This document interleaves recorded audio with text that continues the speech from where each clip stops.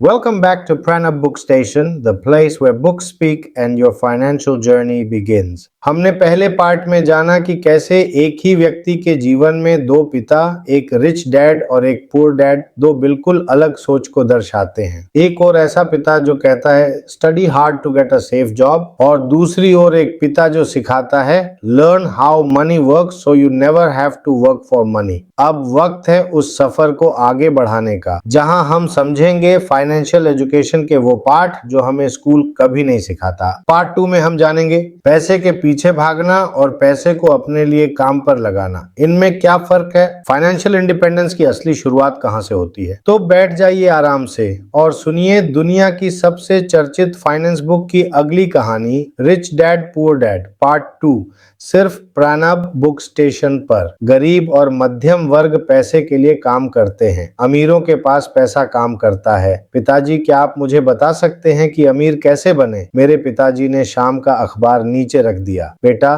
तुम अमीर क्यों बनना चाहते हो? क्योंकि आज जिमी की माँ अपनी नई कैडिलैक में आई थी और वे सप्ताहांत के लिए अपने बीच हाउस जा रहे थे। वह अपने 3 दोस्तों को ले गया, लेकिन माइक और मुझे आमंत्रित नहीं किया गया था। उन्होंने हमें बताया कि हमें आमंत्रित नहीं किया गया क्योंकि हम गरीब बच्चे थे। क्या उन्हें आमंत्रित किया गया था? मेरे पिताजी ने अविश्वास से पूछा। हाँ, उन्होंने किया था, मैंने आहत स्वर में उत्तर दिया। मेरे पिताजी ने चुपचाप अपना सिर हिलाया, अपने चश्मे को अपनी नाक के पुल पर चढ़ाया और अखबार पढ़ने में वापस चले गए। मैं जवाब का इंतजार कर रहा था। वर्ष 1956 था। मैं 9 साल का था। बागान के प्रबंधक और अन्य धनी लोग जैसे डॉक्टर, व्यवसायी और बैंकर अपने बच्चों को इसी प्राथमिक विद्यालय में भेजते थे। छठी कक्षा के बाद उनके बच्चों को आमतौर पर निजी स्कूलों में भेज दिया जाता था। चूंकि मेरा परिवार सड़क के एक तरफ रहता था, इसलिए मैं इसी स्कूल में पढ़ता था। अगर मैं सड़क के दूसरी तरफ रहता तो मैं अपने जैसे परिवारों के बच्चों के साथ किसी दूसरे स्कूल में जाता। छठी कक्षा के बाद ये बच्चे और मैं सरकारी इंटरमीडिएट और हाई स्कूल में जाते। उनके लिए या मेरे लिए कोई निजी स्कूल नहीं था। मेरे पिताजी ने आखिरकार वह कागज नीचे रख दिया। मैं समझ सकता था कि वह क्या सोच रहे थे। अच्छा बेटा, उन्होंने धीरे से कहा, अगर तुम अमीर बनना चाहते हो तो तुम्हें पैसा कमाना सीखना होगा। मैं पैसा कैसे कमाऊं? मैंने पूछा। अच्छा, अपना दिमाग लगाओ बेटा, उन्होंने मुस्कुराते हुए कहा। तब भी मुझे पता था कि इसका मतलब सचमुच यही था। मैं तुम्हें बस इतना ही बताने वाला हूँ, या मुझे जवाब नहीं पता, इसलिए मुझे शर्मिंदा मत करो। एक साझेदारी बनती है। अगली सुबह मैंने अपने सबसे अच्छे दोस्त माइक को बताया कि मेरे पिताजी ने क्या कहा था। जहां तक मुझे पता था, माइक और मैं इस स्कूल में अकेले गरीब बच्चे थे। माइक भी किस्मत के फेर से इस स्कूल में था। किसी ने स्कूल डिस्ट्रिक्ट की लाइन में जॉगिंग कर दी थी और हम अमीर बच्चों के साथ स्कूल में पहुंच गए। हम सच में गरीब नहीं थे, लेकिन हमें ऐसा लगता था कि हम गरीब हैं क्योंकि बाकी सभी लड़कों के पास नए बेसबॉल के दस्ताने, नई साइकिलें, सब कुछ नया था। माँ और पिताजी ने हमें बुनियादी जरूरतें दी, जैसे खाना, मकान और कपड़े, बस इतना ही। मेरे पिताजी कहा करते थे, अगर तुम्हें कुछ चाहिए तो उसके लिए काम करो। तो हम पैसे कमाने के लिए क्या था?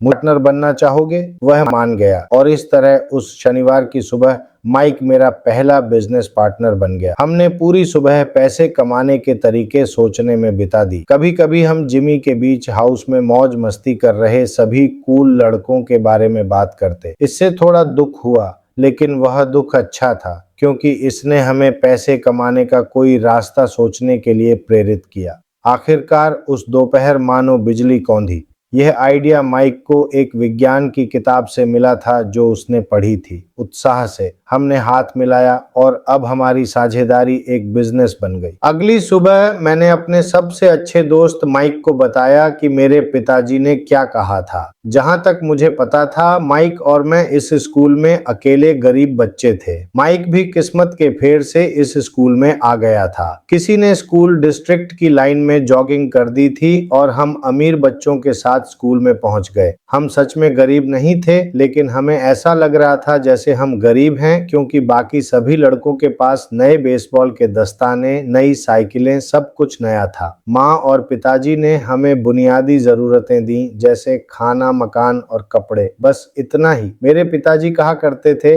अगर तुम्हें कुछ चाहिए तो उसके लिए काम करो। हमें चीजें चाहिए थीं, लेकिन 9 साल के लड़कों के लिए ज्यादा काम नहीं था। तो पैसे कमाने के लिए हम क्या करें? माइक ने पूछा। मुझे नहीं पता, मैंने कहा। लेकिन क्या तुम मेरे पार्टनर बनना चाहोगे? वह मान गया और इस तरह उस शनिवार की सुबह माइक मेरा पहला बिजनेस पार्टनर बन गया। हमने पूरी सुबह पैसे कमाने के तरीके सोचने में बिता दी। कभी कभी हम जिमी के बीच हाउस में मौज मस्ती कर रहे सभी कूल लड़कों के बारे में बात करते थे।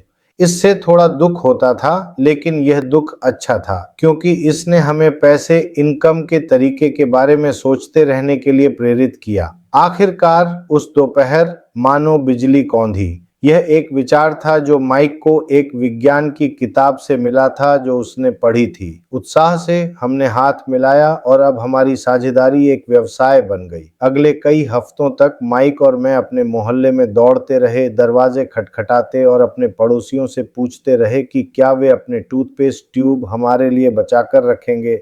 हैरान आंखों से ज्यादातर वयस्कों ने मुस्कुराते हुए सहमति दे दी। कुछ ने हमसे पूछा कि हम क्या कर रहे हैं, जिस पर हमने जवाब दिया, हम आपको नहीं बता सकते, यह एक बिजनेस स्ट्रेटजी है। जैसे जैसे हफ्ते बीतते गए, मेरी माँ परेशान होती गई। हमने अपने रॉ मटेरियल्स के भंडारण के लिए उनकी वॉशिंग मशीन के बगल में एक जगह चुनी थी, एक भूरे रंग के कार्डबोर्ड बॉक्स में, जिसमें कभी केचप की बोतलें रखी जाती थीं। हमारे इस्तेमाल किए हुए टूथपेस्ट ट्यूबों का छोटा सा ढेर बढ़ने लगा। आखिरकार मेरी माँ ने अपना पैर पीछे खींच लिया। पड़ोसियों के गंदे, मुड़े हुए, इस्तेमाल किए हुए टूथपेस्ट ट्यूब देखकर वह परेशान हो गई थी। तुम लड़के क्या कर रहे हो? उसने पूछा। और मैं फिर कभी यह नहीं सुनना चाहती कि यह कोई बिजनेस सीक्रेट है। इस गंदगी का कुछ करो, वरना मैं इसे फेंक दूंगी। माइक और मैंने मिन्नतें की, समझाते हुए कि जल्द ही हमारे पास काफ़ी टूथपेस्ट हो जाएगा और फिर हम प्रोडक्शन शुरू करेंगे। हमने उसे बताया कि हम कुछ पड़ोसियों के टूथपेस्ट खत्म होने का इंतज़ार कर रहे हैं ताकि हम उनके टूथपेस्ट ट्यूब ले सकें। माँ ने हमें 1 हफ्ते की मोहलत दे दी। प्रोडक्शन शुरू करने की तारीख आगे बढ़ा दी गई और दबाव बढ़ गया। मेरी पहली साझेदारी को मेरी अपनी माँ ने बेदखली का नोटिस देकर धमकी दी थी। माइक का काम पड़ोसियों को जल्दी से अपना टूथपेस्ट इस्तेमाल करने के लिए कहना था, यह कहते हुए कि उनके दंत चिकित्सक चाहते हैं कि वे ज्यादा बार ब्रश करें। मैंने प्रोडक्शन लाइन तैयार करना शुरू कर दिया। एक दिन मेरे पिताजी एक दोस्त के साथ ड्राइववे पर 2 9 साल के लड़कों को देखने आए, जहां प्रोडक्शन लाइन पूरी गति से चल रही थी। हर जगह बारीक सफेद पाउडर फैला हुआ था। एक लंबी मेज पर स्कूल से आए छोटे दूध के डिब्बे रखे थे और हमारे परिवार की हिबाची ग्रिल तेज आंच पर लाल गर्म कोयले से धधक रही थी। पिताजी सावधानी से आगे बढ़े, क्योंकि लाइन ने कारपोर्ट को अवरुद्ध कर दिया था, इसलिए उन्हें कार ड्राइववे के नीचे पार्क करनी पड़ी। जैसे ही वह और उनके दोस्त पास पहुंचे, उन्होंने कोयले के ऊपर एक स्टील का बर्तन रखा देखा, जिसमें टूथपेस्ट की ट्यूबें पिघलाई जा रही थीं। उन दिनों टूथपेस्ट प्लास्टिक की ट्यूबों में नहीं आता था। ट्यूबें शीशे की बनी होती थीं, इसलिए जब पेंट जल जाता तो ट्यूबों को छोटे स्टील के बर्तन में डाल दिया जाता था। वे तब तक पिघलते रहे जब तक वे तरल नहीं हो गए, और मेरी माँ के पॉट होल्डर की मदद हमने दूध के डिब्बों के ऊपर एक छोटे से छेद से शीशा डाला। दूध के डिब्बे प्लास्टर ऑफ पेरिस से भरे हुए थे। हर जगह सफेद पाउडर था। जल्दबाजी में मैंने बैग गिरा दिया था और पूरा इलाका ऐसा लग रहा था जैसे बर्फीले तूफान ने उसे तबाह कर दिया हो। दूध के डिब्बे प्लास्टर ऑफ पेरिस के सांचों के बाहरी कंटेनर थे। मेरे पिताजी और उनके दोस्त देख रहे थे कि कैसे हम प्लास्टर ऑफ पेरिस क्यूब के ऊपरी हिस्से में एक छोटे से छेद में पिघले हुए शीशे को सावधानी से डाल रहे थे। सावधान, मेरे पिताजी ने कहा। मैंने बिना ऊपर देखे सिर हिला दिया। आखिरकार जब मिश्रण डालना पूरा हो गया तो मैंने स्टील का बर्तन नीचे रख दिया और अपने पिताजी को देखकर मुस्कुराया। तुम लड़के क्या कर रहे हो? उन्होंने सावधानी भरी मुस्कान के साथ पूछा। हम वही कर रहे हैं जो तुमने मुझे करने को कहा था, हम अमीर बनेंगे, मैंने कहा। हाँ, माइक ने मुस्कुराते हुए और सिर हिलाते हुए कहा। हम साझेदार हैं। और उन प्लास्टर के सांचों में क्या है? मेरे पिताजी ने पूछा। देखो, मैंने कहा, यह एक अच्छा बैच होना चाहिए। एक छोटे हथौड़े से मैंने उस सील पर थपथपाया जो क्यूब को दो हिस्सों में बांटती थी। सावधानी से मैंने प्लास्टर के सांचे के ऊपरी आधे हिस्से को ऊपर खींचा और एक लेड निकल बाहर गिर गया। ओह नहीं, मेरे पिताजी ने आश्चर्य से कहा। तुम शीशे से पैसे निकाल रहे हो? यह सही है, माइक ने कहा। हम वही कर रहे हैं जो तुमने हमें करने के लिए कहा था। हम पैसे कमा रहे हैं। मेरे पिताजी का दोस्त मुड़ा और हंस पड़ा। मेरे पिताजी मुस्कुराए और अपना सिर हिलाया। आग और इस्तेमाल किए गए टूथपेस्ट ट्यूबों के एक डिब्बे के साथ उनके सामने सफेद धूल से सने दो छोटे लड़के कान से कान तक मुस्कुरा रहे थे। उन्होंने हमें सब कुछ नीचे रखने और हमारे घर की सामने की सीढ़ी पर उनके साथ बैठने के लिए कहा। मुस्कुराते हुए उन्होंने धीरे से समझाया कि नकली शब्द का क्या अर्थ है। हमारे सपने चकनाचूर हो गए। तुम्हारा मतलब है कि यह अवैध है? माइक ने कांपती आवाज में पूछा। उन्हें जाने दो, मेरे पिताजी के दोस्त ने कहा। वे शायद एक प्राकृतिक प्रतिभा विकसित कर रहे हैं। मेरे पिताजी ने उन्हें घूर कर देखा। हाँ, यह अवैध है। निराश होकर माइक और मैं लगभग 20 मिनट तक चुपचाप बैठे रहे। फिर हमने अपनी गंदगी साफ करना शुरू किया। बिजनेस उद्घाटन के दिन ही खत्म हो गया था। धूल झाड़ते हुए मैंने माइक की तरफ देखा और कहा, लगता है जिमी और उसके दोस्त सही कह रहे हैं। हम गरीब हैं। मेरे यह कहते ही मेरे पिताजी वहां से जा रहे थे। बेटों, उन्होंने कहा, तुम तभी गरीब हो जब तुम हार मान लो। सबसे जरूरी बात यह है कि तुमने कुछ किया। ज्यादातर लोग सिर्फ बातें करते हैं और अमीर बनने के सपने देखते हैं। तुमने कुछ किया है। मुझे तुम दोनों पर बहुत गर्व है। मैं फिर से कहूंगा, चलते रहो, हार मत मानो। माइक और मैं चुपचाप खड़े रहे। ये शब्द अच्छे थे, लेकिन हमें अभी भी समझ नहीं आ रहा था कि क्या करें। तो आप अमीर क्यों नहीं हैं पिताजी? मैंने पूछा। क्योंकि मैंने स्कूल टीचर बनना चुना है। स्कूल टीचर सच में अमीर बनने के बारे में नहीं सोचते। हमें बस पढ़ाना पसंद है। काश मैं तुम्हारी मदद कर पाता, लेकिन मुझे सच में पैसे कमाना नहीं आता। माइक और मैं मुड़े और सफाई जारी रखी। मुझे पता है, मेरे पिताजी ने कहा, अगर तुम लड़कों को अमीर बनना सीखना है तो मुझसे मत पूछो। अपने पिताजी से बात करो, माइक। मेरे पिताजी? माइक ने सिकुड़े हुए चेहरे से पूछा। हाँ, तुम्हारे पिताजी? मेरे पिताजी ने मुस्कुराते हुए दोहराया। तुम्हारे पिताजी और मेरे बैंकर एक ही हैं और वह तुम्हारे पिताजी की बहुत तारीफ करते हैं। उन्होंने मुझे कई बार बताया है कि पैसा कमाने के मामले में तुम्हारे पिताजी बहुत कुशल हैं।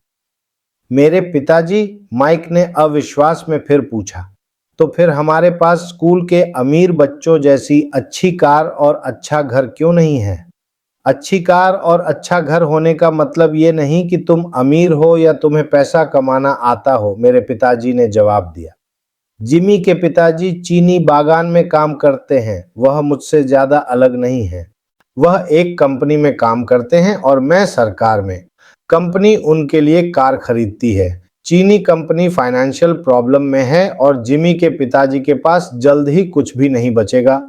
तुम्हारे पिताजी अलग हैं, माइक। लगता है वह एक साम्राज्य खड़ा कर रहे हैं और मुझे लगता है कि कुछ सालों में वह बहुत अमीर आदमी बन जाएंगे। ये सुनकर माइक और मैं फिर से उत्साहित हो गए। नए जोश के साथ हमने अपने अब बंद हो चुके पहले व्यवसाय की गंदगी साफ करना शुरू कर दिया। सफाई करते हुए हमने योजना बनाई कि माइक के पिताजी से कैसे और कब बात करनी है। समस्या यह थी कि माइक के पिताजी लंबे समय तक काम करते थे और अक्सर देर तक घर नहीं आते थे। उनके पिता के पास गोदाम, एक निर्माण कंपनी, दुकानों की एक श्रृंखला और 3 रेस्टोरेंट थे। रेस्टोरेंट ही थे जिनकी वजह से वह देर तक बाहर नहीं रहते थे। हमारे सफाई खत्म करने के बाद माइक ने घर जाने के लिए बस पकड़ी। वह उस रात घर पहुंचने पर अपने पिताजी से बात करने वाला था और उनसे पूछने वाला था कि क्या वह हमें अमीर बनना सिखाएंगे। माइक ने वादा किया था कि जैसे ही वह अपने पिता से बात करेगा वह फोन करेगा, चाहे देर ही क्यों ना हो जाए। रात 8:30 बजे फोन बजा। ठीक है, मैंने कहा। अगले शनिवार मैंने फोन रख दिया। माइक के पिता हमसे मिलने के लिए राजी हो गए थे। शनिवार को मैंने सुबह 7:10 बजे शहर के गरीब इलाके की बस पकड़ी। उस सुबह 8 बजे माइक और मैं उसके पिताजी से मिले। वे पहले से ही व्यस्त थे, 1 घंटे से ज्यादा समय से काम पर थे। जब मैं उनके साधारण, छोटे और साफ सुथरे घर की ओर बढ़ा तो उनके कंस्ट्रक्शन सुपरवाइजर अपनी पिकअप ट्रक में जा रहे थे। माइक मुझे दरवाजे पर मिले। पिताजी फोन पर हैं और उन्होंने कहा है कि पीछे के बरामदे में इंतजार करो, माइक ने दरवाजा खोलते हुए कहा। जैसे ही मैं उस पुराने घर की दहलीज पार कर रहा था, पुराना लकड़ी का फर्श चरमरा रहा था। दरवाजे के अंदर एक सस्ता सा चटाई बिछा था। चटाई फर्श पर पड़े अनगिनत कदमों के निशानों को छिपाने के लिए थी, हालांकि साफ थी, उसे बदलने की जरूरत थी। मुझे घुटन महसूस हुई जब मैं उस संकरे लिविंग रूम में दाखिल हुआ जो पुराने, सड़े हुए, बेतरतीब फर्नीचर से भरा था, जो आज संग्रह की वस्तुएं बन सकते थे। सोफे पर 2 महिलाएं बैठी थीं, दोनों मेरी मां से थोड़ी बड़ी थीं। उन महिलाओं के सामने मजदूरों के कपड़े पहने एक आदमी बैठा था। उन्होंने खाकी पैंट और खाकी कमीज पहनी थी जो करीने से प्रेस की हुई थी, लेकिन बिना स्टार्च की, और पॉलिश किए हुए वर्क बूट्स। वे मेरे पिताजी से लगभग 10 साल बड़े थे। जब मैं और माइक उनके पास से होते हुए पिछले बरामदे की ओर बढ़े तो वे मुस्कुराए। मैं भी शर्माते हुए मुस्कुराई। वे लोग कौन हैं? मैंने पूछा। ओह, वे मेरे पिताजी के लिए काम करते हैं। बुजुर्ग आदमी अपने गोदाम चलाते हैं और महिलाएं रेस्टोरेंट की मैनेजर हैं। और जैसे ही आप पहुंचे, आपने कंस्ट्रक्शन सुपरवाइजर को देखा जो यहाँ से लगभग 50 मील दूर एक सड़क परियोजना पर काम कर रहा है। उनका दूसरा सुपरवाइजर जो घरों की एक कतार बना रहा है, आपके यहाँ पहुंचने से पहले ही चला गया। क्या ऐसा हमेशा होता रहता है? मैंने पूछा। हमेशा नहीं, लेकिन अक्सर, माइक ने मुस्कुराते हुए कहा